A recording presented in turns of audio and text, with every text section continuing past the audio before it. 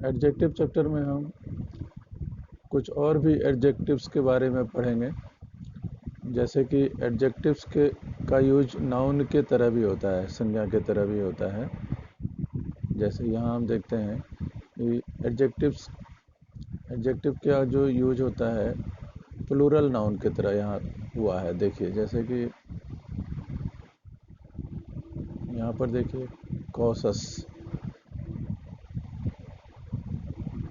कॉसस यहाँ पे देखिए एडजेक्टिव है और इसका यूज हुआ है cautious persons are all not always cowards. अब यहाँ देखिए रिच है, तो रिच का भी यूज यहाँ पे देखिए एडजेक्टिव है लेकिन नाउन की तरह हुआ है। Rich know not how the poor live. Righteous भी एडजेक्टिव है पर इसका यूज देखिए यहाँ पे नाउन की तरह हुआ है। Are bold as a lion.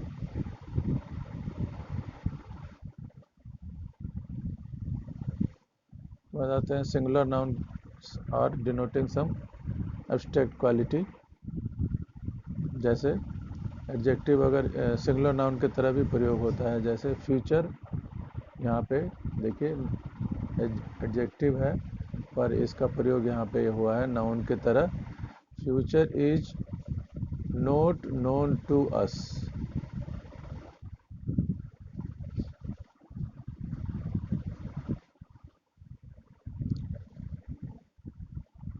अब देखिए प्रॉपर नाउन की तरह भी यहाँ पे एडजेक्टिव का प्रयोग हुआ है, जैसे ऑस्ट्रेलियंस, कनाडियंस,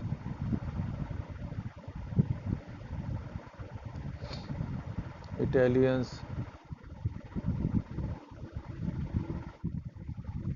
यहाँ देखिए juniors, seniors, mortals, inferiors, superiors, nobles.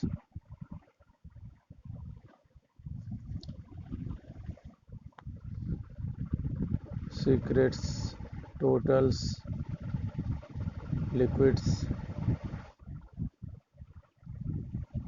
कुछ एडजेक्टिव ऐसे हैं जिनका नाउन की तरह प्रयोग सिर्फ प्लूरल में होता है, जैसे वैल्यूएबल्स। वैल्यूएबल्स का प्रयोग सिर्फ प्लूरल में होता है, जैसे ईटेबल्स।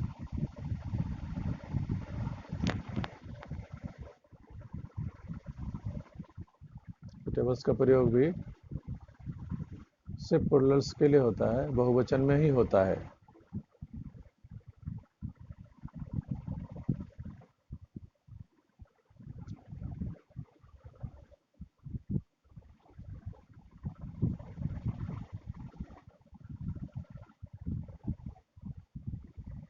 अब देखिए इनका प्रयोग, अच्छा एडजेक्टिव का प्रयोग फ्रेजेज में भी होता है। देखिए फ्रेजेज में किस प्रकार से होता है, यहाँ हम सेंटेंस में देखेंगे।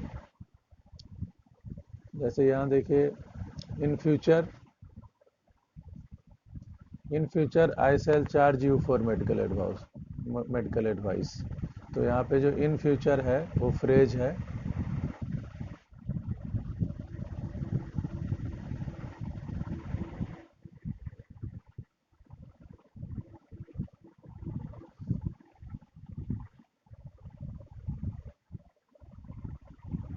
देखिए इन फ्यूचर जो है वो फ्रेज है। फिर in short we know nothing.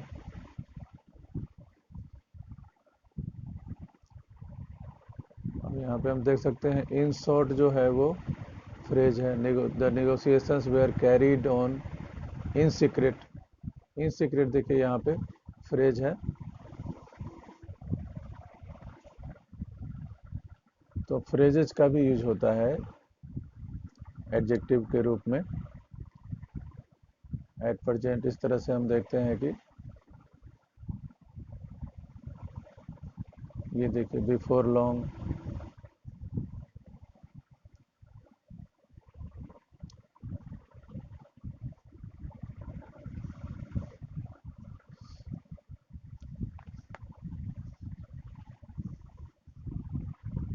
I must have your terms down in black and white.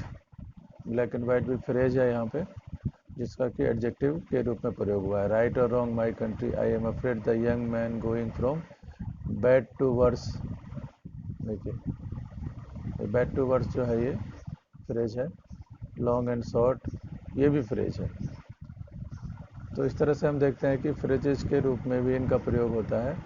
इस पर आपको टेस्ट दिया जाएगा, इसलिए इसको ध्यान से पढ़ लें एक एक सेंटेंस को।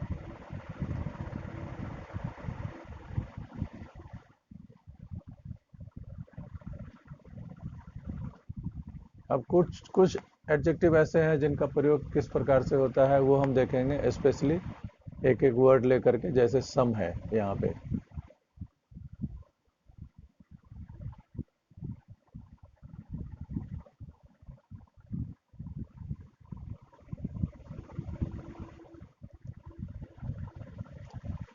जैसे देखिए यहाँ पे सम का प्रयोग, to express quantity of degree some is use normally in affirmative sentences. मतलब सम का यूज पॉजिटिव सेंटेंस में होता है, जैसे I will buy some mangoes. Some is used in question भी, क्वेश्चन के रूप में भी इसका यूज होता है क्वेश्चन सेंटेंस में, लेकिन वहाँ पे ऑफर और रिक्वेस्ट, देखिए यहाँ पे ये ध्यान दीजिएगा कि अगर क्वेश्चन के रूप में है तो ऑफर रिक्वेस्ट जरूर होना चाहिए सम के लिए। जैसे ये will you have some ice cream, यहाँ पे ऑफर दिया जा रहा है। Could you lend me some money, request किया जा रहा है। Did you buy some cloth, यहाँ एक्सपेक्ट किया जा रहा है। तो यहाँ भी देखिए सम का यूज होता है। और एनी का यूज हमेशा नेगेटिव या इंटरोगेटिव में ही होगा, जैसे I will not buy any mangoes. I will not buy any mangoes, फिर have you bought any mangoes, interrogative sentence हो गया। But any can use in if, after if in affirmative. अगर if के साथ एनी लगा हुआ हो, जैसे इफ यू नीड, तो यहाँ पे एनी मनी हो सकता है। इफ़ यू नीड, अफर्मेटिव में भी हो सकता है। देखिए एनी का यूज हमेशा नेगेटिव या इंटरोगेटिव में होगा, लेकिन यदि इफ़ लगा हुआ है तो अफर्मेटिव में भी होगा। If you need any money, if लगा हुआ है तो अफर्मेटिव है। If you need any money I will help you. इस तरह से हमने देखा कि सम और एनी का प्रयोग किस प्रकार से होता है। तो सम का प्रयोग कब होगा, जबकि ये पॉजिटिव सेंटेंस हो, आई विल बाय सम, या ऑफर रिक्वेस्ट में भी होगा, है ना।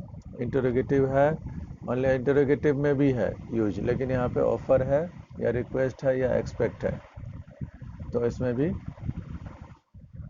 सम का यूज होगा। तो जनरली हम देखते हैं कि सम का यूज पॉजिटिव में और एनी का यूज नेगेटिव एंड इंटरोगेटिव में होता है।